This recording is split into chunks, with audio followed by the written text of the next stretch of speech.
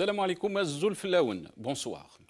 Le 48e vendredi vient de montrer que la protestation va durer dans le temps. Ni la mort de Gaïd Salah, ni le scrutin du 12 décembre n'ont eu d'incidence sur la mobilisation hebdomadaire. À la veille de leur 48e mardi, les étudiants se préparent à investir la rue contre le système politique en place. La population n'est pas satisfaite par le changement dans le régime et demande un changement de régime. Pour l'instant, la protestation vise à boucler la date anniversaire d'une année avec le 53e vendredi qui tombe un 21 février. En attendant, les autorités essayent la carotte et le bâton pour normaliser une situation de contestation inédite. Il y a eu la libération conditionnelle de près d'une centaine de détenus d'opinion et l'annonce d'une refonte de la Constitution. Dans un contraste total de la gestion du régime, de la situation politique, le juge d'instruction a rendu une ordonnance dans laquelle il a prolongé la détention provisoire de Karim Tabou, a déclaré Maître Ahmed. Désormais, le mouvement va s'installer dans la durée, sans gêner la vie sociale quotidienne, puisqu'il n'y a ni grève ni violence. Les Algériens ont collectivement, inconsciemment, trouvé le moyen de mettre le régime dans une impasse. Le président ne pourra faire aucune tournée dans le pays. Ses ministres ne peuvent pas se rendre sur le terrain. Les Wallis sont coupés de leurs administrés. Abdelmajid Tebboune, président désigné, a fait part dimanche, depuis la capitale allemande, son rejet catégorique de la politique du fait accompli en Libye. Halal alikoum, haram alina. Les Algériens connaissent la politique du fait accompli, mais celle du régime que défend Tebboune. Et d'ajouter, l'Algérie est prête à abriter ce dialogue escompté entre les frères libyens. Subhanallah. Le peuple, depuis plus d'une année, n'arrête pas de vous demander un changement profond du système et surtout une période de transition. L'effondrement de la position internationale de l'Algérie se manifeste dès 2011 avec l'abandon de la Libye à son sort tragique. La passivité de la diplomatie, la coopération de fait avec l'OTAN, l'Algérie a quasi complètement disparu des radars africains durant la période où seuls quelques fonctionnaires détachés à l'Union africaine ont pu maintenir l'illusion d'une influence algérienne. Aucune initiative n'est esquissée au Sahel, aux voisins, où les interventions d'armées étrangères enlissées dans les conflits sans fin contribuent à la dégradation des conditions politiques et d'existence de populations entières. L'Algérie est inaudible et ignorée par les acteurs internationaux qui opèrent dans son précaré, le fameux pays pivot, autrefois célébré par la presse du régime, n'est plus qu'une évocation ironique. La perte de prestige du pays est telle que sans l'intervention de la Turquie, oui, sans l'intervention de la Turquie, l'Algérie n'aurait pas été invitée à la conférence internationale sur la Libye qui s'est tenue à Berlin. Les Algériennes et les Algériens montrent vendredi après vendredi leurs attachements aux valeurs de la révolution du 1er novembre 1954 et à son héritage politique. L'unité populaire autour de ces principes essentiels sur lesquels est édifiée la nation et aux antipodes des compromissions du régime. Si la dictature s'accommode naturellement de toutes ces violations, l'état de droit à l'intérieur des frontières implique la défense du droit dans la société internationale. Le soutien très majoritaire du peuple algérien envers d'autres peuples qui subissent l'injustice dans le monde est bien le socle d'une politique étrangère conforme à l'esprit du Hirak.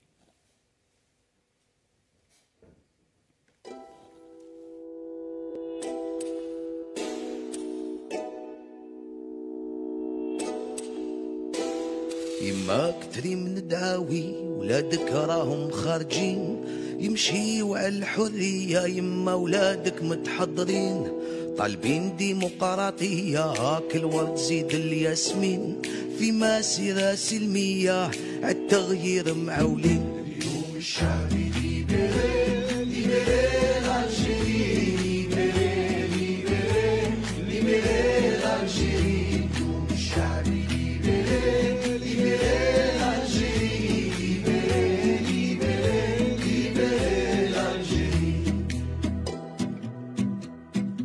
الشعب يلعب 10 والسيستم ما فهموش كوتسيزو يجيبها برا ويماركي ما تحقروش 10 سنين تدمر 10 والو مازال ما شبعتوش وبربي هاد المرة والو ناضي ما تفوتوش شعبي ليبري ليبري الجيري ليبري ليبري ليبري الجيري اليوم الشعبي ليبري ليبري الجيري ليبري ليبري ليبري الجيري يا بلادي بكاو كدموع ميساج كاع المسؤولين يونا مارك رانا منكم هادو 20 وحنا صابرين يا جزاير قلبي راه معمر يوم نسمع صوتي خلوني نهضر سلمية انا ما جيتش نكسر نقول الحق ما رانيش نخسر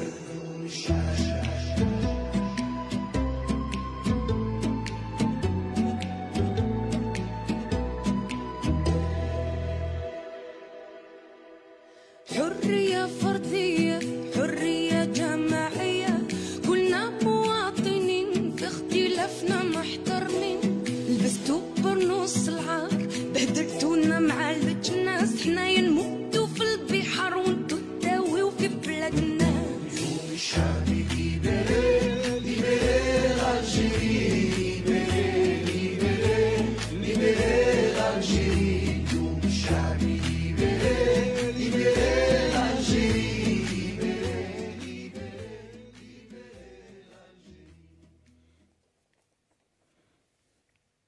Algérie, le régime en quête de légitimité. Le titre de notre émission ce soir, j'ai le plaisir d'accueillir pour en parler Moussab Hamoudi, chercheur en sciences politiques. Moussab, marhaba bik, bonsoir et merci d'avoir accepté notre invitation. Marhaba bik, bonsoir, merci pour l'invitation. Bonsoir aux invités et aux téléspectateurs. J'ai le plaisir aussi d'accueillir depuis Alger Maître Zoubida Assoul, l'avocate présidente de l'UCP. Maître Zoubida Assoul, marhaba bik, bonsoir. Bonsoir Nasser Azzoul, bonsoir aux invités aussi et aux téléspectateurs de Maghrébia. Marhaba bik Zoubida Assoul. Et aussi le plaisir d'avoir Kamal Gmazi qui est cadre du FIS. Si Kamal Gmazi, marhaba bik, يعطيك الصحة وشكرا لقبول الدعوة. شكرا خويا ناصر، السلام عليكم ورحمة الله وبركاته. تحية لك، تحية لجميع الضيوف الكرام، تحية لمشاهدي قناة المغاربية داخل الجزائر وخارج الجزائر. شكرا أستاذ كمال Gmazi. On aura aussi le plaisir d'avoir Hassan Mouali, journaliste depuis Alger, et Messoud Leftissi, ingénieur, activiste politique. Je pense qu'on n'a pas encore Hassan Mouali et Messoud Leftissi. Je vais commencer cette émission avec vous. Messoud Leftissi est avec nous. Marhaba bik, Si Messoud, merci d'avoir accepté notre invitation. Merci pour l'invitation, Monsieur Nasser. Merci à vos invités et bonsoir à tous vos téléspectateurs. يعطيك الصحة. Merci Messoud Leftissi. Moussab Hamoudi, on va commencer cette émission avec vous. Moussab, alors donc le rôle de l'Algérie à l'échelle internationale, bien sûr, on discutera par rapport donc à cette réunion qui s'est passée à Berlin, en Allemagne. Beaucoup parlent que l'Algérie donc a perdu sa place à l'échelle internationale, surtout que ce conflit se passe donc juste à côté de nous, à notre frontière, mais l'Algérie malheureusement n'a pas joué le rôle qu'il faut dans cette crise. Qu'est-ce que vous en pensez ? Déjà que l'Algérie ne joue pas son rôle depuis un bon moment, parce que toute cette crise libyenne pouvait être empêchée par l'Algérie s'il y avait la force diplomatique dont elle jouait avant. Malheureusement, hier, les images étaient très parlantes. C'était un président marginalisé, mis à l'écart. C'était très révélatrice, les images, en fait, parce que dans ces congrès, le congrès de Berlin était très attendu parce qu'il devait faire l'alternative entre le congrès de Paris et le congrès de Palerme et celui d'Abu Dhabi. Donc, il était très attendu et on a vu que Tebboune a fait une prestation très médiocre, en fait, parce que dans ces rendez-vous, en fait, c'est pas... Les chefs d'État ne se rencontrent pas à titre amical ou individuel, mais c'est le poids politique qu'ils ont. Le poids politique, il a des critères. C'est la légitimité politique, c'est la puissance, et puis c'est l'étendue historique. Tebboune, en étant comme il était, il a un peu démoli encore davantage l'image prestigieuse de l'Algérie. C'est malheureux, mais il faut savoir qu'autant qu'Algérien, dans le Hira, qu'est-ce qu'on comprend? Dans ces situations, c'est la force de la légitimité qui prime sur la légitimité de la force. On a vu un président marginalisé, contesté, mis à l'écart de façon un peu étrange. Et surtout, quand il parlait, le silence valait beaucoup mieux, parce que quand il appelle au dialogue, alors qu'il n'arrive même pas à dialoguer chez lui avec sa population, c'est quand même un cumul, si j'ose dire, du ridicule et du rire. Ça donne une image de risée. Très bien. Zoubida Assoul, marhaba bik mara khora. Comment vous avez donc vu ces images? Beaucoup pensent que l'Algérie n'a plus de rôle à jouer, surtout à l'échelle internationale. Et on parle là d'un pays qui est un pays voisin, qui est dans notre sphère géographique. Et malheureusement, l'Algérie n'a plus ce pouvoir, ni cette force qui était donc le respect de sa diplomatie. Qu'est-ce qu'il fait qu'on est arrivé à cette situation, Madame Zoubida Assoul? Oui, Nassar. En fait, je pense que l'Algérie a plusieurs atouts pour revenir sur la scène. D'abord parce que la Libye, c'est notre prolongement naturel sur nos frontières. La stabilité ou éviter une autre guerre encore plus fratricide en Libye pourrait justement avoir des conséquences néfastes sur la sécurité de notre pays. Mais malheureusement, il faut le dire que les dernières années, l'Algérie a beaucoup perdu sur le plan diplomatique parce que l'Algérie vivait elle-même une situation politique assez complexe. Donc du coup, depuis la maladie, on va dire, de Bouteflika, on n'avait presque plus de diplomatie parce que Bouteflika, c'était lui la diplomatie, il avait même ligoté la diplomatie, elle n'avait plus cette possibilité d'agir et d'être présent sur le terrain. Donc du coup, c'est vrai qu'on a perdu beaucoup de terrain. La deuxième des choses, c'est que aussi, quand le conflit, après l'assassinat de Kadhafi, l'Algérie, sa position n'était pas très, très claire. C'était une position plutôt très molle. C'était pas une position qui se mettait du côté du peuple libyen, de la démocratie. On sait qu'il y a des puissances étrangères qui avaient beaucoup d'intérêt dans cette situation, mais quand même l'Algérie aurait pu, avec les atouts qu'elle avait, de par la proximité géographique, mais aussi l'investissement qu'on avait avec ce pays frère et voisin. On avait en fait beaucoup de relais qu'on avait perdus au fur et à mesure. Donc du coup, on n'a pas pu agir au départ.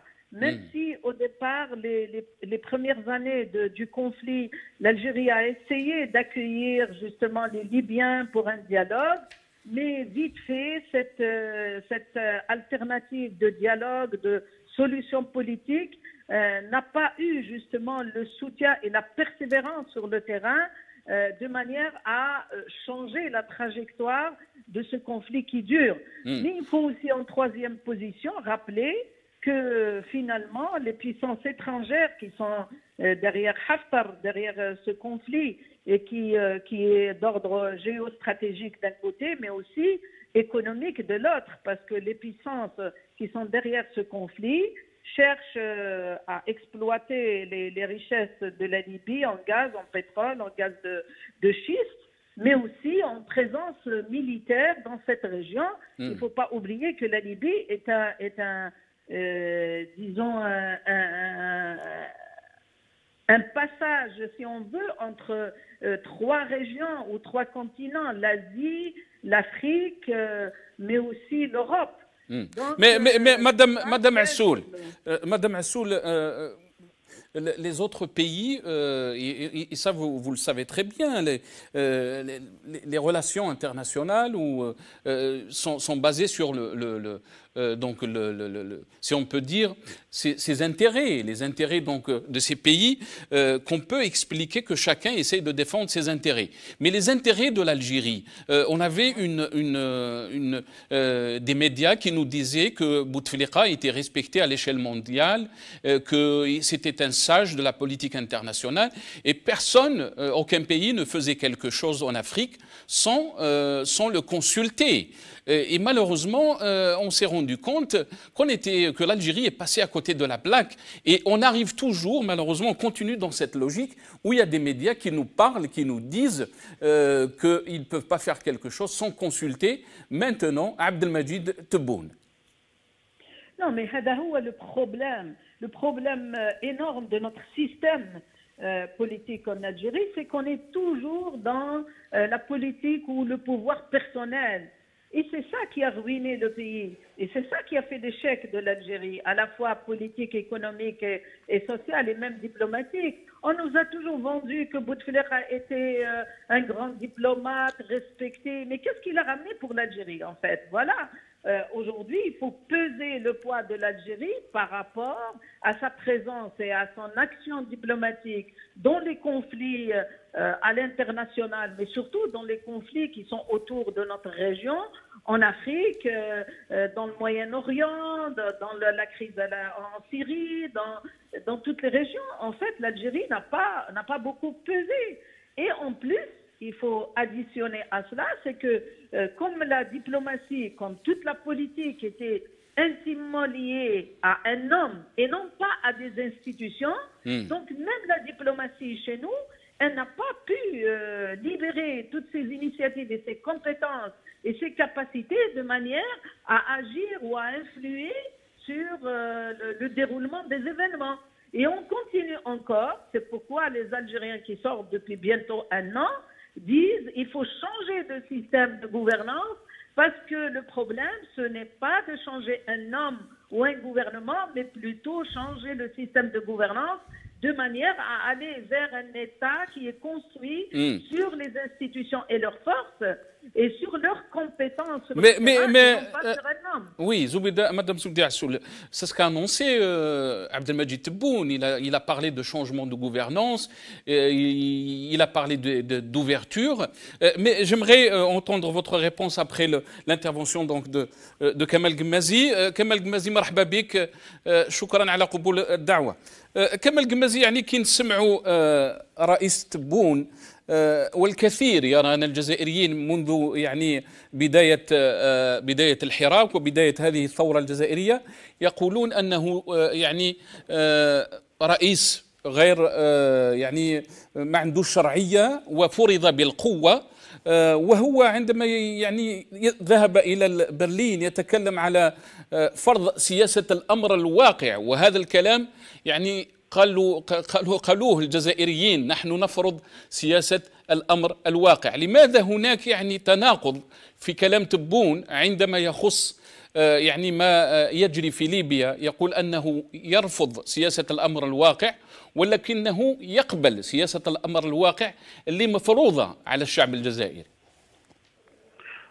نعم، على كل حال هذا الكلام يعني ماهوش لأول مرة نسمعوه فيما يتعلق بالسياسة الجزائرية، لأنه دائما الجزائر يعني فيما يتعلق بالأزمات الدولية تدعو دائما للحوار، تدعو لتغليب العقل، تدعو لجلوس الأطراف على طاولة باش يتناقشوا، يعني يحصل هذا بين مثلا إثيوبيا وإريتريا، بين دول إفريقية، وكذلك بالنسبة بين العراق وإيران. يعني كانت الدبلوماسية الجزائرية كانت معروفة، يعني فاهم، خاصة يعني البلدان الغير منحازة يعني.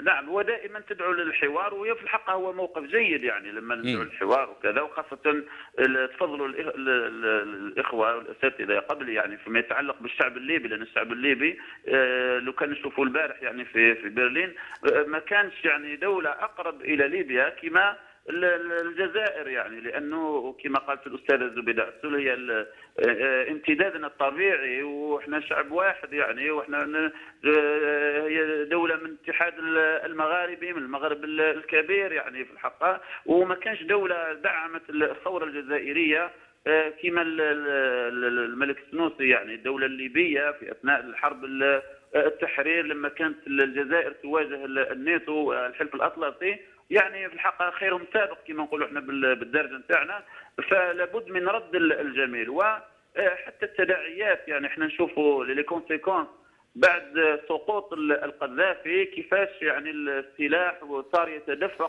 يتدفق على الجزائر، يعني في الحقيقه ما كانش دوله متضرره من الازمه الليبيه مثل الجزائر. لهذا الدعوه للحوار طبعا احنا حتى هنا في الجزائر كل دعوه للحوار هي دعوة حكمة وعقل، ولكن لما ننصح غيرنا بالحوار، هل درنا الحوار هنا عندنا في الجزائر؟ يعني حتى في وقت بوتفليقة يقول ندير الحوار، يقول نحاور الشركاء الاجتماعيين والسياسيين وكذا، ولكن دائما تطبق سياسة الأمر الواقع. أنت تفضلت أنه في ديسمبر الماضي في 12 ديسمبر وقعت انتخابات في الجزائر، لكن لأول مرة الكتلة الناخبة كانت في الشارع، كانت تتظاهر في الشارع خارج الشارع، لأنه كان ضد الطريقة التي أجريت بها الانتخابات، ضد لجنة الحوار، ضد الهيئة والسلطة التي يعني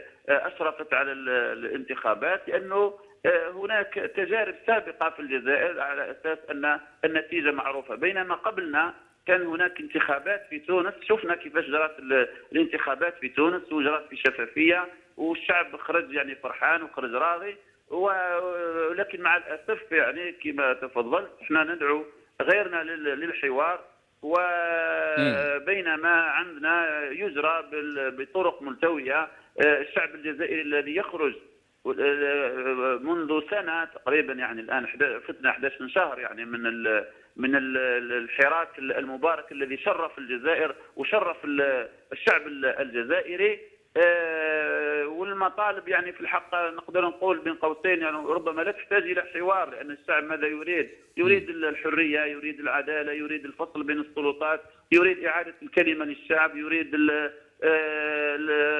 عوده المؤسسات الشرعيه المفقوده منذ 62 ومنذ 92.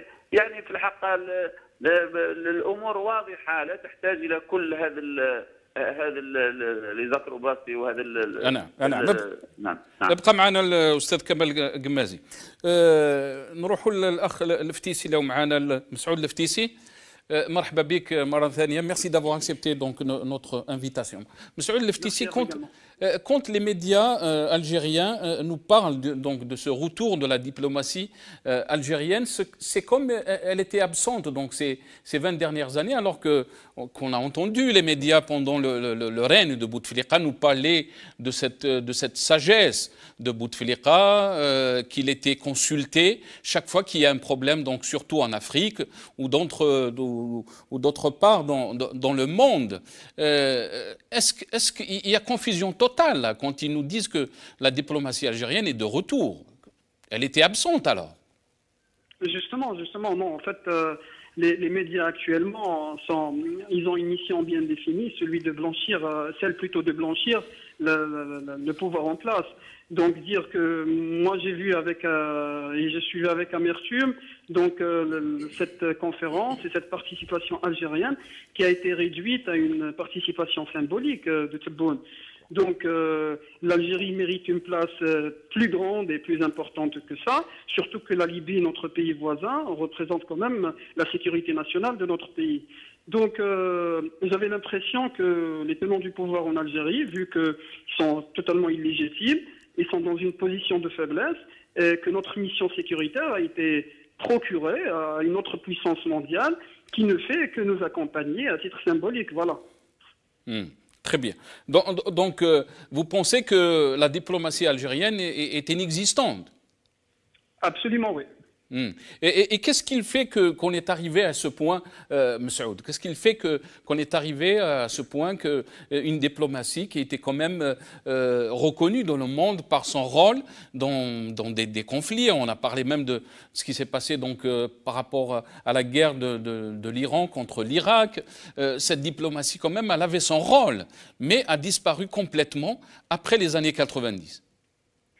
Justement, à mon sens, en tant que simple citoyen, je trouve ça lié à l'illégitimité du pouvoir lui-même. Donc, quand on est illégitime vis-à-vis de notre peuple, nous n'avons pas cette force, cette puissance avec laquelle on discute les intérêts de notre pays à l'étranger et à l'international. Donc, un pouvoir illégitime, un président illégitime ne pourra jamais faire quoi que ce soit, et surtout que ces puissances, ces dirigeants des grandes puissances mondiales le savent. Et ils se comportent avec cette façade, ils leur donnent sa juste valeur, c'est tout. Donc, Et quand on lit, Messaoud Leftissi, que l'Algérie se propose d'accueillir le dialogue entre les belligérants, est-ce qu'on peut prendre ça en sérieux? Est-ce qu'on peut prendre vraiment ça en sérieux? Justement, là-dessus, je n'ai aucune idée, en fait, sur ce que l'Algérie peut faire avec certainement l'état-major ou nos services de renseignement. Ils ont des liens très forts avec certaines tribus libyennes et avec même les services de renseignement libyens. Et j'imagine qu'à travers ces relais, qu'ils peuvent peut-être jouer le rôle d'un médiateur entre les différentes parties libyennes. Est-ce que vous pensez aussi que ce rôle est beaucoup plus pour la consommation de l'intérieur, et on sait très bien que l'Algérie n'est pas écoutée malheureusement. Vous avez parlé des légitimités et le peuple algérien est dehors depuis plus d'une année. Il parle de changement radical par rapport au système, changement de gouvernance, d'une période de transition. Donc la légitimité est quand même un vrai problème pour ce régime. Effectivement, je crois que le régime en place, il ne rate aucune opportunité ou aucune occasion, je crois, de jouer même la question libyenne en sa faveur pour gagner une certaine légitimité, que ce soit à l'intérieur ou à l'international. Et ça a été fait déjà en 1963 avec la guerre des sables avec le Maroc, lorsque la première assemblée constituante souveraine a été justement violée et bafouée. Donc le pouvoir à cette époque, il a joué sur la question de la guerre des sables pour détourner l'opinion publique sur les véritables questions de fond. Très bien. Restez avec nous, Messaoud Leftissi. Je reviens à vous, Moussab Hamoudi. Donc, comment vous voyez les choses par rapport donc à cette conférence de Berlin? Est-ce que vous pensez que l'Algérie peut jouer un rôle ou c'est juste elle était là? Moi, je l'avais dit même dans mon intro que c'était la Turquie qui a joué un rôle pour que l'Algérie soit présente. Absolument, à juste titre. Et d'ailleurs, elle a payé le prix cher parce que la Turquie a opté pour un mouvement où elle a écarté la Grèce de la scène de Berlin. Donc, en contrepartie, mettre l'Algérie, et l'Union européenne a fait en sorte de lui enlever la Tunisie et le Qatar. Et quelque chose peut souligner aussi le Maroc, parce que les accords du gouvernement d'unité nationale a été fait à Skhirat au Maroc, alors d'ailleurs qui devait se tenir à Alger. Alors au-delà du discours dans les médias qui disent l'Algérie revient sur la scène et tout ça, qui est un discours qu'on se le dise, un discours de gonflette, il y a la réalité du terrain. La réalité du terrain est que l'Algérie soutient les belligérants, c'est-à-dire Haftar et Sarraj en même temps, ce qui est quelque chose d'ubuesque, d'incompréhensible. Et ça, c'est un signal que les forces internationales n'arrivent pas à comprendre. Et c'est pour cela qu'il faut comprendre que la crise libyenne, c'est une concurrence des axes. Il y a des axes qui sont en concurrence. Donc l'axe Turquie-Qatar qui essaye de rallier la Russie, mais la Russie veut faire cavalier seul. En face, c'est l'axe France-Égypte, Arabie, Émirats, les Émirats arabes unis. Et donc, ils ne comprennent pas où se positionne l'Algérie et ils demandent qu'elle se positionne, parce qu'il faut savoir que cette frontière entre l'Algérie Et la Libye est très particulière, c'est environ 1000 km de sable, c'est-à-dire opérationnellement, s'il y a une guerre, c'est complètement immaîtrisable. Personne ne peut la maîtriser de manière opérationnelle. Et c'est pour ça qu'à Berlin, ils ne comprennent pas quelle est la position de l'Algérie. Haftar a menacé déjà le régime algérien, mais ils ne réagissent pas. Sarraj, il leur propose de venir exploiter le site qui est en commun, le champ pétrolier d'Urdems, mais ils refusent. Mais tout le monde se dit, que fait l'Algérie? On a vu les Italiens, pareil, qui n'arrivent pas à se positionner. Donc, on a une visite de poids. Le Premier ministre Giuseppe Conte, le Premier ministre Luigi Di Maio et le ministre des Affaires étrangères Giuseppe Conte, qui sont venus et ne comprennent pas la position algérienne. Demain, il y aura la visite de Le Drian. Bokadoum est parti voir Abu Dhabi. Personne ne comprend la situation en Algérie, alors que le conflit est très sérieux. Et on ne peut pas l'esquiver comme ça, parce qu'il se profile. À Berlin, c'est quoi, si on résume un peu tout ce qui s'est passé à Berlin de manière simple pour le téléspectateur?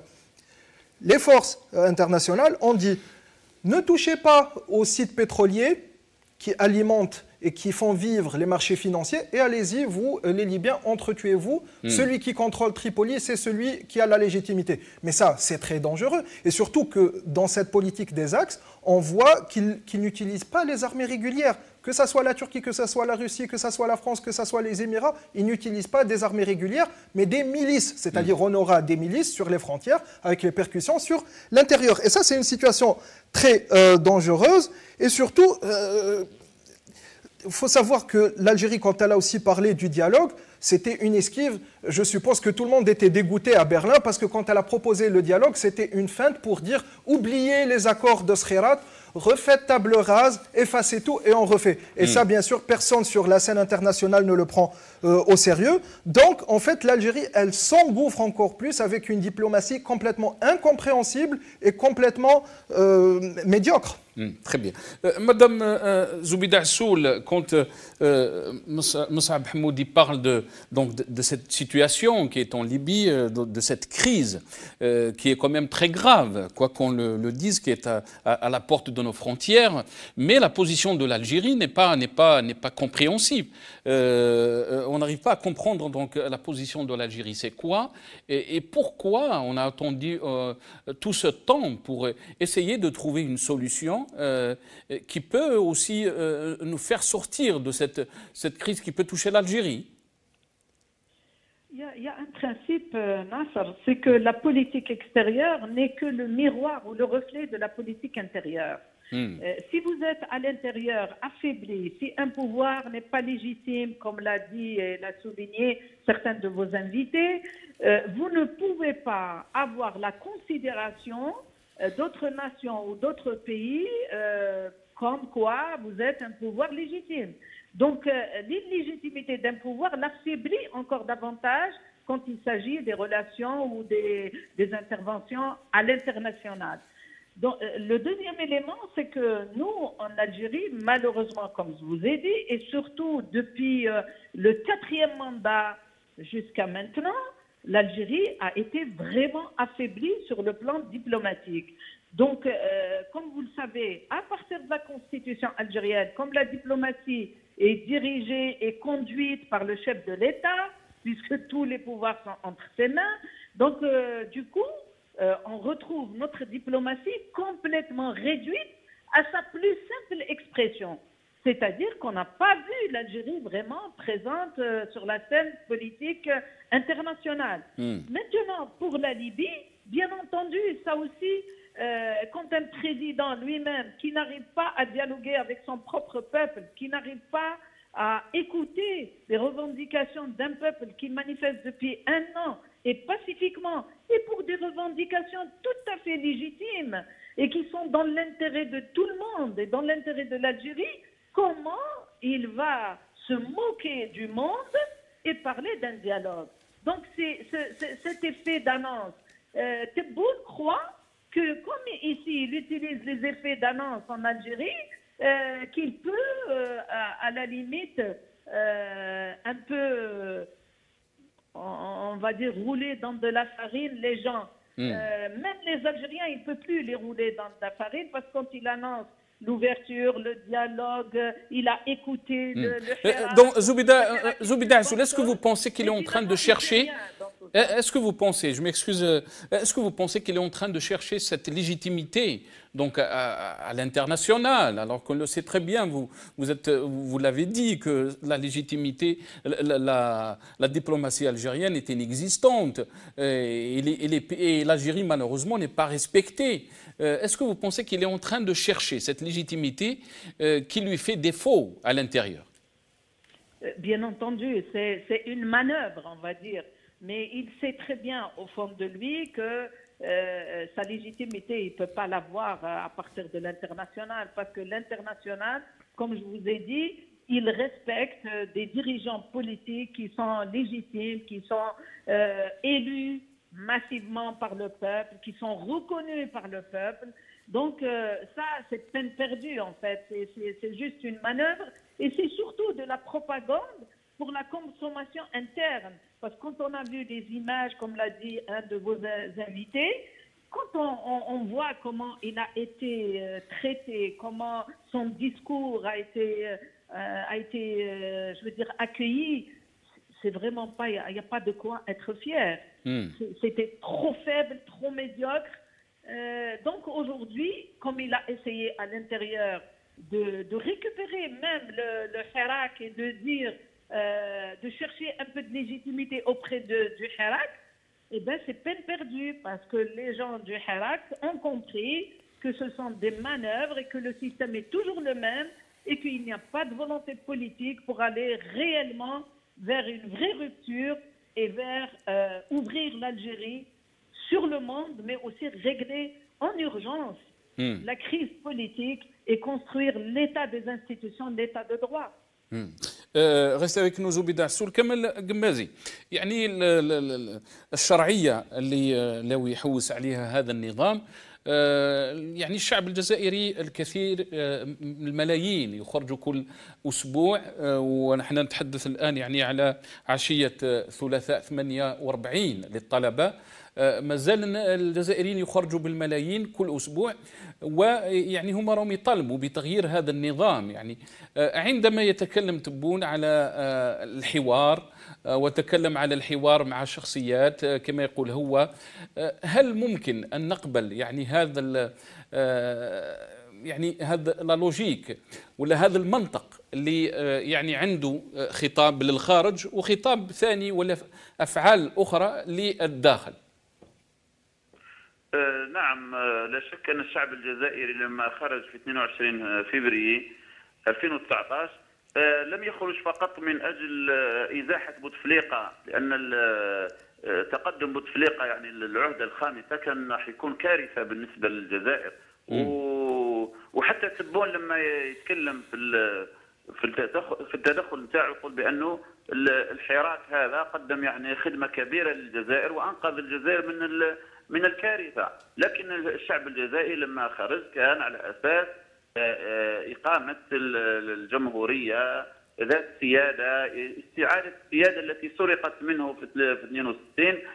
لم يخرج فقط من أجل ذهاب بوتفليقة والمجموعة التي كانت مع بوتفليقة واستكمال المسار، لأن شفنا الوجوه سواء يعني في التعيينات الأخيرة يعني أكثرهم من الوجوه التي كانت في عهد بوتفليقة. لم يتغير النظام بقي هو. لهذا فالكلام على الحوار وعلى الاستماع للحراك الذي يتعامل معه دو بوا دو ميزور، يعني الكيل بمكيالين. من جهة الخطاب الرسمي كما جاء في الكلام تاع تبون في اول خطاب نتاعو يوم التعيين نتاعو، قال هذه يدي امدها للحراك وللجزائريين وللحوار وكذا. ولكن لما نشوف الاعتقالات التي تتم في كل جمعة وفي كل ثلاثاء والتضييق على الحراك حتى اللي اعتقلوهم مثلا في الجمعة هذه أطلق سراحهم البارح، ولكن سوف يحاكمون في في فبراير المقبل. يعني هذا ماهوش يعني تبرئه، ماهوش براءه، وانما تقعد هذاك ليبي دو داموكلاس يعني دائما فوق الرؤوس تاع. وانت تفضلت يعني انه حتى كريم طابو مدد الحبس المؤقت نتاعو. يعني الكلام على الحوار من جهه وعلى مد اليد الممدوده من جهه وكذا، ولكن محاوله يعني يعني منع الحراك بطريقه بهذه الطرق تاع المضايقات وهذا التضييق. وربما اكبر شيء هو انه تخرج الملايين من الشعب الجزائري في كل جمعه وفي كل ثلاثاء، ولكن في الميديا بيبليك خاصه في الوسائل الاعلام العموميه ولا كلمه ولا صوره ولا كذا. يعني هذا في الحقيقه يعني الكيل بمكيالين، وهذا ما يضعف الوضع تاع الجزائر. لان اذا كانت اول خرجه للرئيس تبون كانت الى المانيا للمشاركه في هذا المؤتمر حول ليبيا، وقدمت وسوقت في الميديا بيبليك في وسائل الاعلام العموميه على انها استعاده لمكانه الجزائر واستعاده لمكانتها الدوليه، وهذا في الحقيقه غير صحيح، لانه الجزائر فقدت هذه المكانه منذ مجيء بوتفليقه، لانه في وقت بومدين وحتى في وقت شادلي بن جديد كانت لها كلمتها، ولا يمكن ان تبقى تتفرج على ما يقع في ليبيا هكذا بموقع المتفرج. قلت فقدت مكانتها منذ مجيء بوتفليقه، لان بوتفليقه كان يحسب نفسه انه هو وزير الخارجيه، باعتباره كان في السبعينات. يعني وزير الخارجيه كان دائما هو الدول الصديقه هي الذي عندها صداقه مع بوتفليقه، ولما زاد يعني ضعف بوتفليقه وصار في هذيك المهانه الوضعيه المهينه الذي لا يتكلم ولا يتحرك، صارت الجزائر يعني مع الاسف يعني مضحكه العالم، لا غيزي دو موند يعني. فلهذا نعتقد ان استعاده مكانه الجزائر يرجع بالدرجه الاولى الى استعاده الشرعيه، الى اعطاء الكلمه للشعب، الى عودة المؤسسات الشرعية بيد الشعب الجزائري. اقعد معنا أستاذ كمال قمازي. يعني مسعود Leftisi, si on fait un peu le parallèle, on est en train de parler donc de la politique internationale et des déclarations de Tebboune, mais si on fait le parallèle par rapport à ce qui se passe en Algérie à l'intérieur, on se rend compte qu'il y a un vrai contraste dans ce qu'on nous dit et dans ce qui est pratiqué à l'intérieur. Malheureusement, on nous parle de dialogue à l'échelle internationale entre les frères libyens, mais il y a la politique de la carotte et le bâton. Moi, j'ai parlé même dans mon intro donc de cette information que la détention provisoire prolongée de Karim Tabou et encore des dizaines et des dizaines de militants et de responsables politiques ou de personnalités politiques qui sont encore en prison. Un contraste que les Algériens ont compris qu'ils ne peuvent pas faire confiance à ce régime. Effectivement, donc il y a un climat très tendu, même après les déclarations de Tebboune, soi-disant d'appliquer les mesures d'apaisement. Mais en réalité, il n'y a plus rien de ça. À titre d'exemple, dernier vendredi, moi j'ai manifesté à Alger, là où, voilà, c'est à partir de 16h, il y avait les forces de l'ordre qui ont commencé donc de mener une chasse à l'homme. Et après, il y avait deux de mes collègues qui ont été justement interpellés sur place avec une manière très abusive, où j'ai vu une scène qui m'a profondément frappé, le père de mon ami qui criait lâchez mon fils, lâchez Tolga Oulidi, et ça m'a profondément touché, au point où j'ai senti un sentiment d'injustice, de regret et surtout d'insécurité. Donc la levée sur l'appareil judiciaire dont il parle n'existe pas, donc l'appareil judiciaire il est toujours soumis au diktat de l'exécutif et au tenant du pouvoir. Il est devenu un moyen de répression, voilà, contre toutes les voies libres. Et comment vous voyez donc, vous-même, vous étiez étudiant, Messoud Leftisi, et vous étiez malheureusement, donc vous étiez aussi détenu. Comment vous voyez la réaction des Algériens, ou surtout des étudiants, on parle donc du 48e mardi des étudiants. Comment vous voyez la réaction des Algériens face à ces manœuvres? Beaucoup parlent de manœuvres du régime, certes que eux, ils parlent d'ouverture, d'une autre, si on peut dire, une autre façon de gestion, une nouvelle façon de gérer le champ politique, mais les Algériens ont compris que c'est seulement des manœuvres. Effectivement, ce qui est bien, c'est que la mobilisation, elle est toujours là. Donc surtout la mobilisation estudiantine, donc elle est toujours même. Et ce qui est encore plus beau, c'est que les étudiants, comme les citoyens qui manifestent tous les vendredis, commencent à se structurer au sein des commissions, des coordinations et voilà, donc des associations, et qui commencent à cristalliser certaines idées, des idées de projets politiques, des feuilles de route.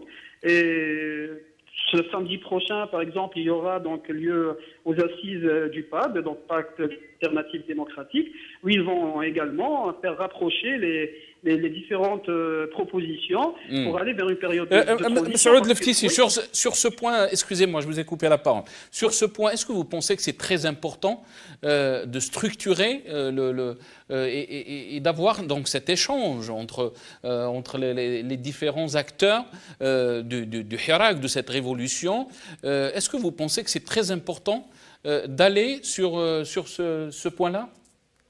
Oui, je trouve que c'est plus que nécessaire parce que également le citoyen lambda, donc même ceux et celles qui ne participent pas aux marches hebdomadaires, ils nous disent, ils nous posent des questions et voilà, vous manifestez tous les vendredis, tous les mardis, mais qu'est-ce que vous voulez exactement? Vous voulez que le pays reste sans président? Donc c'est à travers ces coordinations, c'est à travers cette cristallisation des idées politiques qu'on propose une proposition donc cohérente au peuple algérien et qu'on travaille là-dessus pour que le peuple algérien l'adopte. Et à partir de là, on peut dire qu'on est dans une position de force. La mobilisation se renforce parce que quand le citoyen est conscient et adopte ce projet, par exemple, politique, c'est à ce moment-là qu'il va battre encore une fois le pavé. Mais M. Leftisi, il y a aussi d'autres qui pensent que structurer ce Hirak n'est pas une bonne chose, que la force donc de cette révolution, c'est qu'elle n'est pas structurée, qu'elle ne représente aucune idéologie ni aucun parti, oui, et que ça représente tous les Algériens en fin de compte.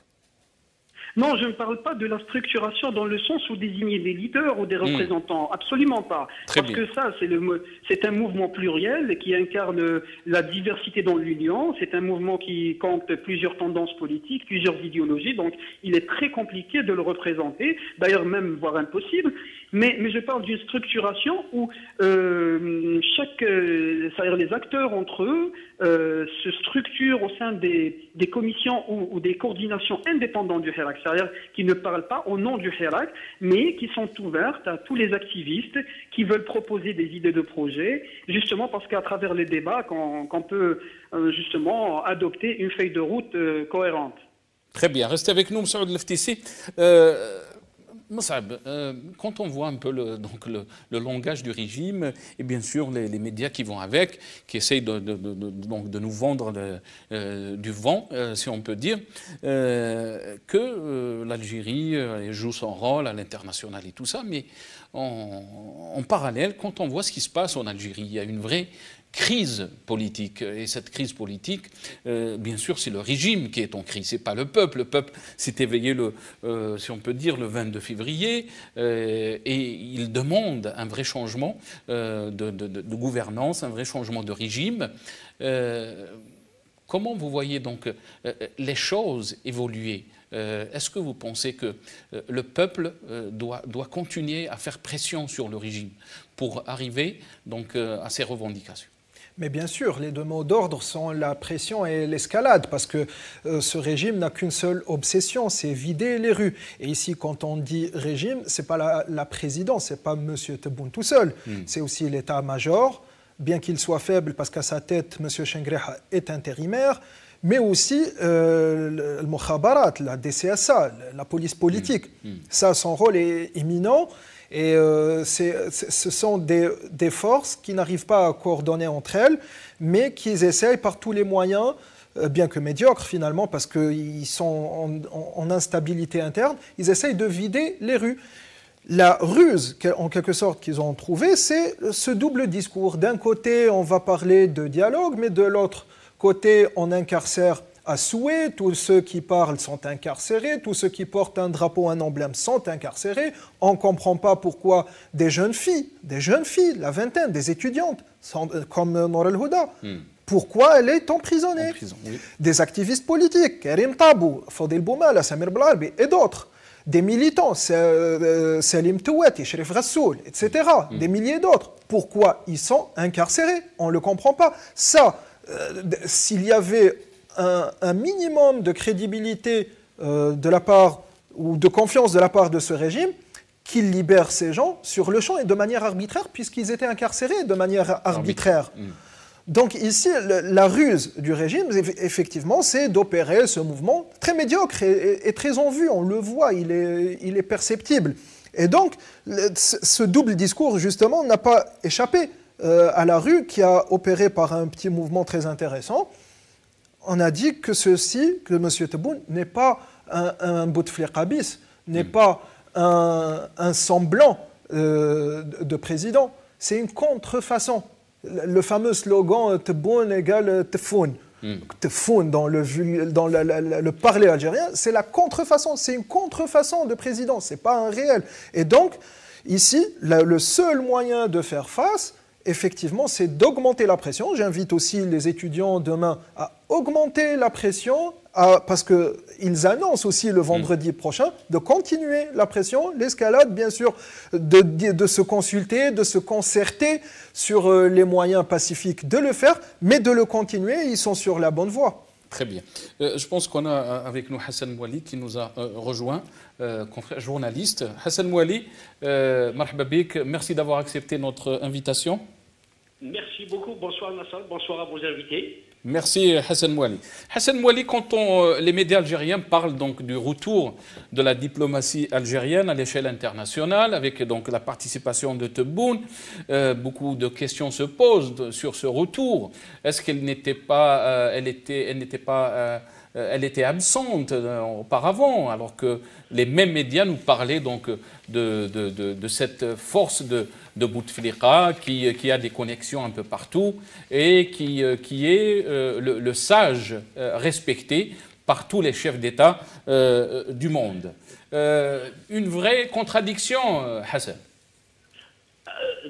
Permets-moi d'abord de me poser la question sur le rôle de ce qu'on appelle les médias algériens. Actuellement, ce sont des médias d'allégeance, ils n'ont aucune éthique, ils n'observent aucune déontologie dans le traitement de l'information.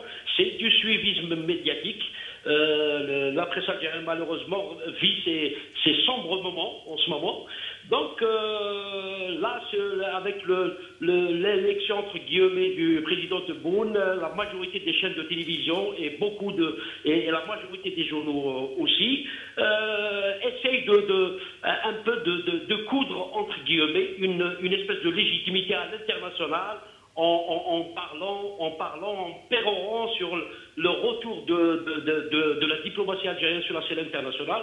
Mais en fait, observons les choses sereinement, ce n'est pas un retour du tout. C'est plutôt, je suis tenté de dire que c'est une manière d'essayer de gagner un semblant de légitimité à l'international, parce qu'au niveau interne, comme vous le savez très bien, ça se passe très mal pour l'instant. Le président Tebboune est là, mais bon, en interne, il n'est pas légitime. Il part avec un déficit criant de légitimité. La poursuite des manifestations publiques chaque vendredi, chaque mardi, et la fermeture du champ politique et médiatique sont là pour prouver que l'impasse politique reste intégrale jusqu'à preuve du contraire. Maintenant, ce petit déplacement en Allemagne que certains médias ont cru, à travers lequel certains médias voient un retour de la diplomatie algérienne. Moi, je pense que la diplomatie algérienne a souffert ces 20 dernières années, pas uniquement avec le président Tebboune, mais depuis la maladie du président, c'est-à-dire au moins depuis 2013, l'Algérie a perdu la voie au niveau international, notamment au niveau régional, parce que sur le plan international, il faut bien être modeste et dire que l'Algérie ne compte pas grand-chose sur la scène internationale. Ce n'est pas un grand pays, ce n'est pas une puissance. Elle n'est pas comparable aux États-Unis, à la France, à la Grande-Bretagne, à l'Allemagne, à l'Italie. Donc nous sommes un petit pays, nous sommes grands par la superficie, mais par rapport au poids de l'Algérie sur la scène internationale, laissez-moi vous dire que nous ne comptons pas grand-chose. Nous ne comptons pas grand-chose. Mais c'est vrai que depuis le premier mandat de Saïd Bouteflika, on va dire comme ça, parce que ce n'est pas son frère qui gouvernait à l'époque, depuis 2013, l'Algérie a perdu la voie, Nous avions très très mal géré la crise en Libye. À l'époque, l'Algérie, au lieu d'établir des passerelles avec tous les intervenants, tous les belligérants en Libye, ils ont choisi de soutenir le fameux Conseil national de transition et ne pas établir des liens avec ceux qui gouvernent Tripoli, c'est-à-dire le fameux Haftar actuellement.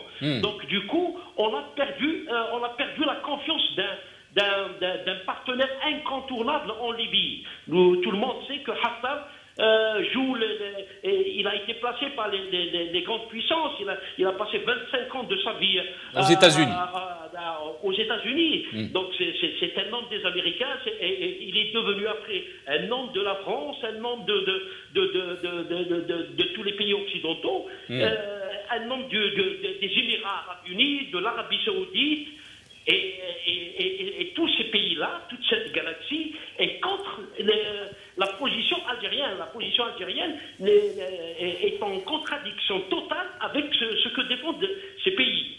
Très bien. Donc, en 2011, déjà, on a perdu pied en Libye et on n'a jamais su revenir en Libye en tant qu'acteur et voisin, parce qu'il faut savoir que nous avons quand même quelque chose comme 1000 km de frontière avec la Libye. Normalement, si nous étions vraiment un pays qui pesait sur la balance, nous devions jouer un rôle central. Très bien. Hassan Mouali. Très bien. Hassan Mouali, si on revient très rapidement, parce que je veux aussi qu'on pose des questions par rapport à ce qui va se passer demain, par rapport au 48e mardi des étudiants. Mais vous parlez, donc vous dites que l'Algérie a été perdue du radar, du champ politique international depuis 2011, si on peut dire. Mais quand on entend des propos que l'Algérie se propose d'accueillir le dialogue entre les belligérants, et on voit ce qui se passe en Algérie, donc à l'échelle intérieure, à la politique intérieure, un peuple algérien qui dort chaque semaine, qui demande donc une rupture avec ce système. La question se pose, comment l'Algérie peut jouer un rôle à l'échelle internationale tout en ayant un sérieux problème par rapport à la politique intérieure? Il y a, mon ami Nasser, un postulat de départ. On ne peut pas prétendre exporter de la paix dans le voisinage immédiat quand on n'a pas la paix à la maison.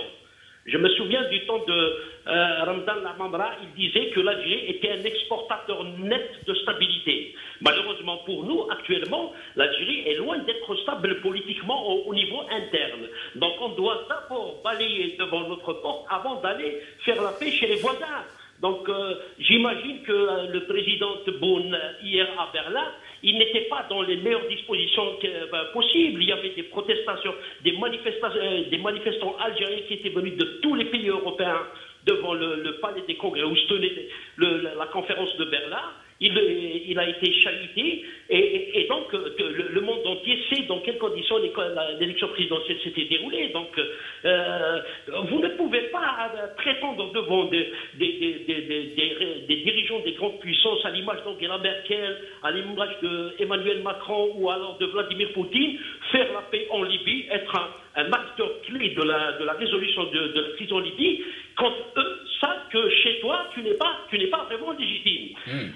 Hier à Berlin, d'ailleurs, comme un retour comme si l'histoire se répète, le congrès de Berlin d'hier ressemble au congrès de Berlin de 1884, quand l'Afrique, les empires européens à leur tête, l'empire allemand, avec Otto von Bismarck, avait partagé l'Afrique. entre eux. L'Empire français, le Royaume italien, le Royaume du Danemark, le Royaume de Belgique. En 1884, ils avaient tenu à Berlin un congrès pour justement diviser toute l'Afrique. J'ai comme l'impression qu'hier, c'est ce qui s'était passé entre les grandes puissances, donc notamment donc la France, la Russie et bien sûr et l'Italie. D'ailleurs, on a vu sur les images les responsables de ces pays se tenaient inconciliables entre eux pendant que Sisi et Tebboune étaient avec Erdogan de l'autre côté. Nous avons ici en Algérie une fâcheuse idée à considérer que Erdogan est notre allié parce qu'il a envoyé des troupes à Tripoli pour aider le gouvernement de Sarraj.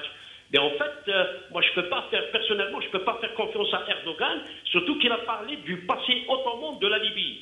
Donc, il doit y avoir certainement des visées expansionnistes de la Turquie. Et puis, il faut savoir que les militaires que Erdogan a dépêchés en Libye, ce sont des mercenaires. Ce sont des mercenaires. Ils sont payés pour tuer. D'accord? Ce n'est pas tout à fait la position algérienne. La position algérienne, elle est issue de sa doctrine qui consiste à ne pas intervenir dans les pays étrangers. Donc, je ne vois pas en quoi l'Algérie pourrait jouer un rôle au milieu de ces tigres et de ces lions qui se chamaillent entre eux. La proposition d'accueillir une conférence ici en Algérie entre les différents partenaires en Libye, c'est la moindre des choses que l'Algérie puisse faire. Elle ne peut pas faire autre chose. Très bien. Est-ce que vous pensez... Parce que ces pays-là, la France, l'Allemagne, la Russie, ils considèrent les pays du Maghreb, ils ne les considèrent même pas. Voyez-vous, par exemple, un pays comme la Tunisie, qui est quand même limitrophe de la Libye, n'a pas été invité. Le Maroc n'a pas été invité.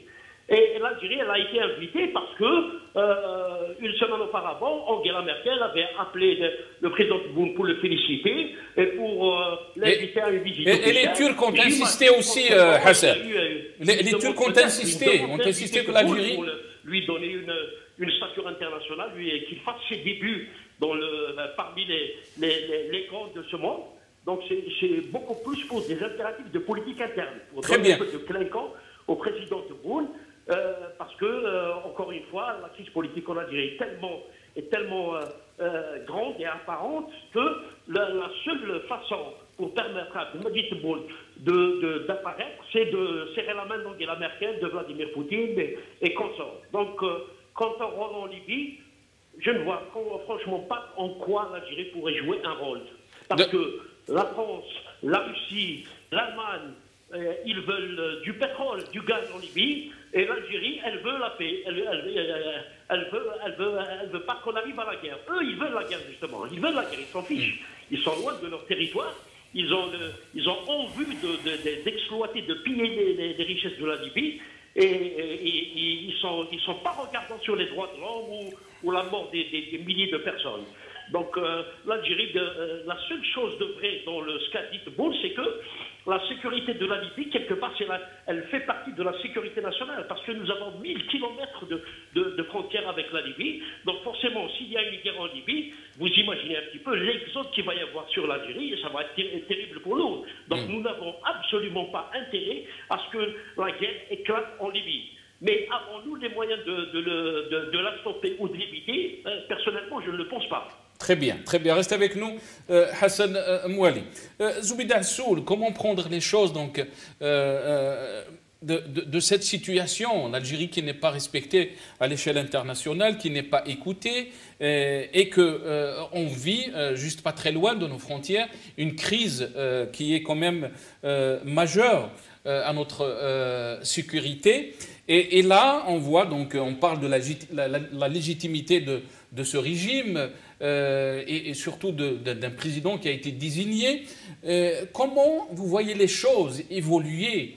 Est-ce que vous pensez que le Hirak, que cette révolution doit continuer son chemin et surtout faire pression sur ce régime pour qu'il y ait un vrai changement si on veut que l'Algérie soit écoutée à l'international? Absolument. D'ailleurs, moi je le fais tous les vendredis quand je sors. Je ne rate pas l'occasion d'appeler les Algériens et les Algériennes de continuer la mobilisation et aussi de faire une auto-organisation. Et pour moi, l'auto-organisation, ce n'est pas désigner de représentants, mais plutôt s'organiser de manière à ce qu'à un moment donné, qu'il y ait une conférence nationale inclusive où l'ensemble des Algériens peuvent assister et participer à cette nouvelle vision de la nouvelle Algérie. Mais Zoubida Assoul, c'est ce que le régime veut faire aussi. Il parle d'ouverture, il parle de conférence, il parle de dialogue. C'est ce qu'il veut faire, le régime. Non, le régime, il fait des effets d'annonce. Il ne croit pas du tout au dialogue. La preuve en est, si vous vous rappelez bien, et je suis passée plusieurs fois sur votre chaîne pour l'exprimer, depuis les débuts de cette révolution pacifique, nous n'avons pas cessé en tant qu'opposition d'appeler au dialogue, un dialogue inclusif, d'aller vers une conférence nationale où l'ensemble des Algériens puissent être acteurs de la nouvelle Algérie, d'élaborer cette feuille de route consensuelle. Malheureusement, c'est le pouvoir qui n'est pas prêt au dialogue. Mais aujourd'hui, s'il utilise le dialogue, d'abord, il n'y a plus aujourd'hui, sa raison d'être, ce dialogue. Pourquoi? Parce qu'après presque une année, les revendications du peuple sont claires. La feuille de route de la révolution, elle est claire. Si elle est entendue par le pouvoir, tant mieux, il faudrait qu'on voit des décisions sur le terrain. Et là, moi, ce qui vraiment me choque, c'est que quand le président, en même temps, reçoit des gens pour soi-disant dialoguer et trouver une issue, la répression reprend de plus belle. Et nous, en tant que... Moi, je fais partie du collectif des avocats, on essaye de défendre l'ensemble des détenus d'opinion, des détenus politiques, etc. Et ça fait des mois que nous appelons aux mesures d'apaisement et sans aucune condition préalable. Il ne peut pas y avoir l'issue d'une solution de crise si déjà les mesures d'apaisement ne sont pas pratiquées et exécutées sur le terrain. C'est-à-dire l'arrêt de la répression, l'arrêt du harcèlement judiciaire contre les activistes, les hérakistes et les politiques, l'ouverture des médias, et aujourd'hui on constate qu'on est toujours interdit des médias, mais aussi la possibilité d'ouvrir l'activité politique à l'ensemble des Algériens. Les Algériens aujourd'hui, sachez qu'ils ne peuvent pas se rencontrer, qu'ils ne peuvent pas organiser une rencontre pour débattre de l'avenir de notre pays. Donc, ces mesures-là, on ne les voit pas encore sur le terrain. Bien au contraire, même Borga qui a été relâché, son procès est reporté pour le 12 mars prochain. Le procès de Samir Belarbi, c'est pour le 27 de ce mois. Comment il s'appelle? Fodel Boumela. On a essayé disons, après la deuxième audition devant le juge d'instruction, le juge d'instruction voulait faire l'ordonnance de renvoi devant le tribunal, et voilà que le parquet fait appel de cette ordonnance. C'est presque du jamais vu, juste pour retarder le procès de Boumela. Vous avez Karim Tabou, vous avez quand même Louisa Hanoun qui est toujours en prison, vous avez Ali Rdiri qui est en prison arbitrairement. Enfin, c'est pas possible. On ne peut pas aujourd'hui dire que ce pouvoir a une volonté politique réelle pour aller vers la solution de la crise, ou alors encore moins aller vers un dialogue ou on va dire une négociation vers les moyens et les mécanismes pour aller vers la solution durable de cette crise politique. On ne les voit pas sur le terrain. Très bien. يعطيك الصحة مدام زبيدة عسول. Merci d'avoir été avec nous. كمال قمازي يعني الكثير وخاصة النظام يردد ويقول لك باللي راهي الوضعية صعبة ما يحدث في ليبيا، ولازم يعني كشعب يلتف حول يعني القيادة تاعو ونخلوا يعني المطالب من بعد، يعني مطالب الشعب لتغيير النظام راهي فيه يعني حوار وفيه يعني رئيس انتخب على حسب الكلام تاعهم. يعني كيفاش راك تشوف الامور ستتطور يعني في الاسابيع والشهور هذه القادمه يعني؟ نعم، لا شك انه الازمه في ليبيا ازمه خطيره، وإحنا اللي راح نتلقى يعني التداعيات لكونسيكونس تاعها يعني كما تفضلوا بعض الاخوه، سواء فيما يتعلق بتدفق السلاح ولا تدفق المهاجرين وما الى ذلك.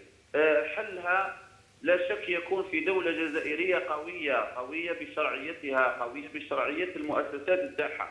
وما نراه الآن في النظام الجزائري ليست هناك مؤشرات على وجود لا فولونتي بوليتيك، يعني الإرادة السياسية في التغيير، لأن الإرادة السياسية شفناها مثلا في 5 أكتوبر 88 لما النظام حقيقة حب التغيير مباشرة بعد خطاب الشاذلي بن جديد تاع 10 أكتوبر مباشرة كان هناك يعني تعددية الإعلامية وفتح الوسائل الإعلام لميديا يعني صارت مفتوحة للشعب الجزائري، كان إطلاق المساجين، إصدار عفو، غلق محكمة أمن الدولة، كانت هناك حريات تعددية، البلوراليزم بوليتيك ميدياتيك، التعددية النقابية وغيرها. فلهذا الان لما نشوف الوضع في الجزائر الان، نشوف التعيينات مثلا تعيين تاع مدير التلفزه الجزائريه اللي كان من المدير تاع حمله بوتفليقه يعني في جيجل والاسماء الاخرى، تشعر ان هناك يعني ليست هناك اراده حقيقيه للتغيير. بالعكس يعني نشوف الشعب الجزائري السنه الماضيه عام كامل هو يخرج مطالبه بذهاب بدوي. لا النظام لم يغير الوزير الاول حتى بعد الانتخابات يعني. فالشعب الجزائري يريد دوله جزائريه قويه، دوله ذات سياده، الوسيله اليها هو بالثبات على سلميه الحراك، مواصله الحراك. كما قلنا النظام له خطاب مزدوج. تبون لما راح ينتخب بيوم 12 ديسمبر قال انا مع الحراك وانا امد يدي للحراك واحاول الحراك، لكن الشيء اللي نشوفوه في الميدان هو المضايقات. النظام يراهن على فشل الحراك، على توقف الشعب الجزائري عن الخروج في المسيرات. لا شك ان الشباب والطلبه هذه ثورتهم حقيقة. نشوف كاين ناس كبار يخرجوا في المسيرات، يعني ناس فوق ال70 أو حتى في ال80، هذوما من الناس اللي شاركوا في ثورة التحرير، داروا الثورة وواجهوا المستعمر الفرنسي. أما الآن هذه الثورة السلمية المباركة هي قضية الطلبة وقضية الشباب. لا بد من على هذا النظام أن يكون هناك حوار حقيقي، حوار جاد مع الممثلين الحقيقيين للشعب الجزائري، ومحاورة الطلبة، محاورة الشباب. لابد من الذهاب إلى ندوة وطنية جامعة وشاملة بدون إخطاء حتى يكون هناك خروج حقيقي من الأزمة. وأما ما سوى ذلك فهذا تضييع وإهدار لطاقات ولمستقبل الجزائر. يعطيك الصحة أستاذ كمال Gamazi. شكرا على هذه المداخلة. cadre du fils Kamal Gamazi qui était avec nous. Saoud Leftisi, yani, on parle donc, on est lundi à la veille de 48e, mardi des étudiants. On sait très bien que les étudiants étaient quand même, si on peut dire, le moteur de cette révolution pacifique. Comment vous voyez les choses évoluer, Saoud Leftisi? Vous avez parlé donc de structure de ce mouvement, donc de cette révolution. Mais est-ce que vous pensez que la pression doit continuer si on veut arriver à une forme de changement? Surtout qu'on parle de légitimité, qui est le facteur principal d'une nation respectée à l'échelle internationale. Effectivement, donc pour les étudiants, quand ils se préparent justement pour la marche de demain, les étudiants représentent le noyau de notre révolution parce que c'est l'élite, c'est la génération qui va prendre en main justement la responsabilité politique de notre avenir.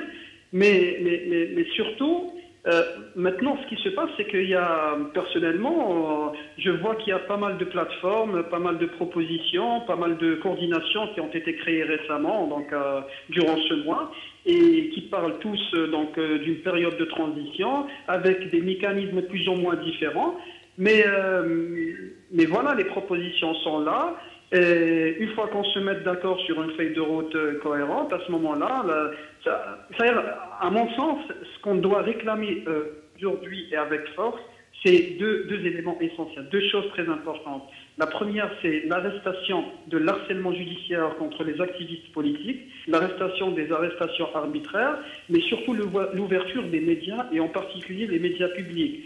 C'est à travers ces deux éléments qu'on puisse vraiment permettre aux gens d'activer librement, mais également de proposer leurs idées pour l'opinion publique, afin qu'elles soient adoptées ou rejetées. Ça, c'est l'affaire du peuple. Mais au moins, il faut s'exprimer librement. Est-ce que vous pensez qu'il y a des signes, M. Ould-El-Ftisi, qui démontrent que peut-être on est dans une phase de changement? Est-ce que vous pensez qu'il y a des signes?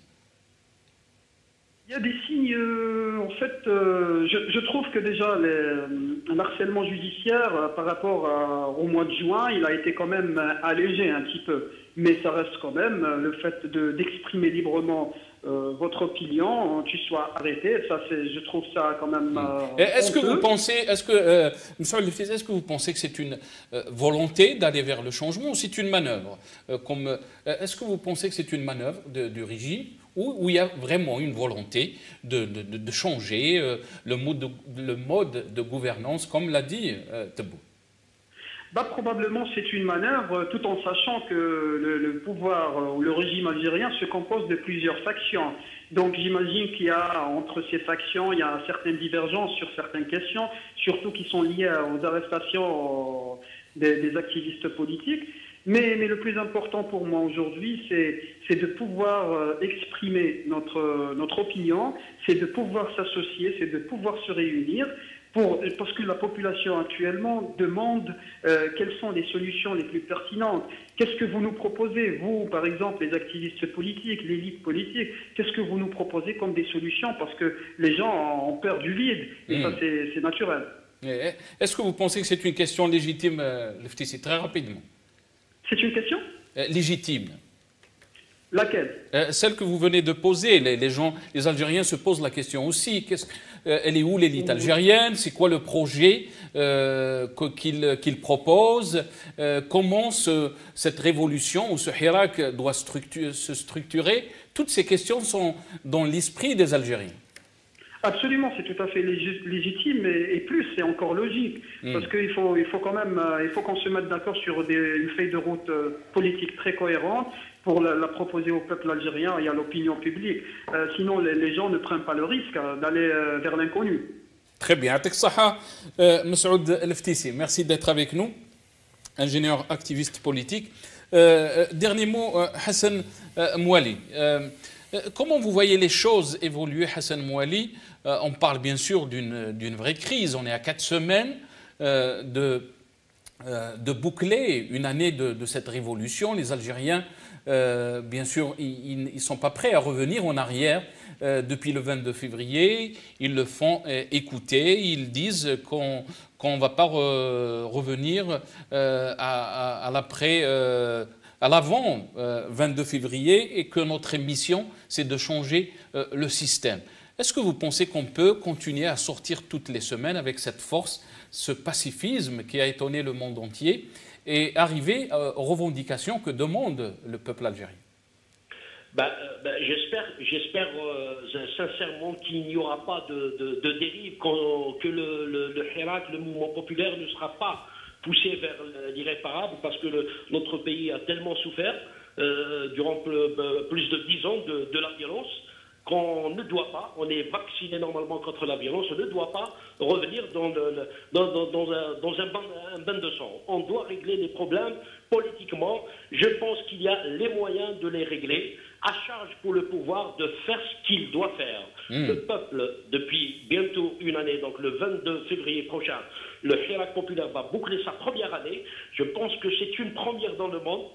le monde est ébloui face à ce pacifisme dont a fait preuve le peuple algérien. Revendiquer le changement du système, revendiquer sa part du bonheur, revendiquer une démocratie, une république, une lutte contre la corruption, en un mot, un état de droit. Mais personnellement, je pense que le pouvoir, le système ne nous donnera pas de cadeaux. Il ne va pas nous faire de cadeaux. Ceux qui attendent que le système annonce lui-même, signe lui-même son acte de décès se trompent. Ce système, il est issu du coup d'État de 1962, comme le disait souvent notre ami Kerim Tabou, qui croupit en prison depuis 5 mois. Il y a un seul mandat depuis 1962 à nos jours. C'est le même mandat du système qui se poursuit avec parfois, cycliquement, il change de visage, mais c'est le même système. Il travaille le même système avec ses structures, ses clientèles et ses coteries. Voilà. Donc, il y a le peuple d'un côté, il y a le système. Donc, avec Tebboune ou quelqu'un d'autre, c'est la même chose.